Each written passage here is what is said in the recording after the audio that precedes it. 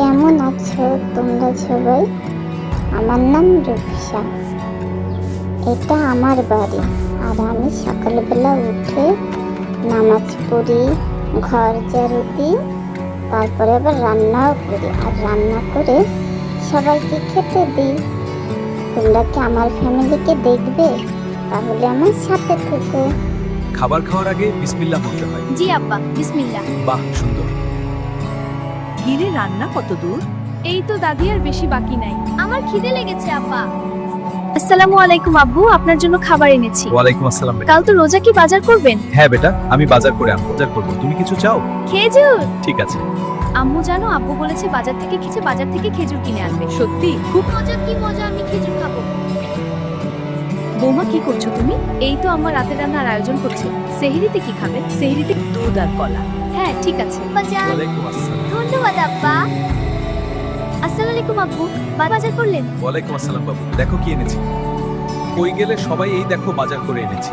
দেখো দেখো, চাঁদ উঠেছে। ওহো, কি মজা, কাল রোজা। সবাই মিলে নামাজ পড়বো, সেহরি খাবো, রোজা রাখবো, ইফতারি করবো। কই উঠতে পারো সবাই, সেহরি খাওয়ার টাইম হয়ে গেছে। ওঠো, দাঁত মাজার জন্য বাইরে যাব। আমরাও যাব, আসতেছি। এবার সবাইকে খাবার দিচ্ছি। বিসমিল্লাহ।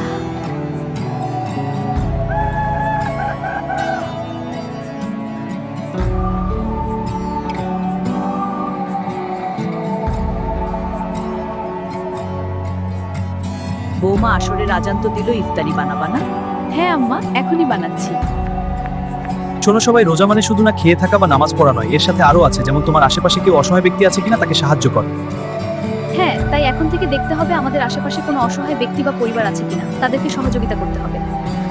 তাই হলো ইসলামের মূলনীতি। আমার তো খিদে লেগেছে, কখন খাবো? এই তো বাবা, একটু ধৈর্য ধরো, এখনই আজান দিবে, আজান দিলেই আমরা খাবো। আজান দিচ্ছে, বিসমিল্লাহ বলে সবাই খাবার শুরু করে। এটাই আমার পরিবার, আমরা সুখে দুঃখে একসাথেই থাকি।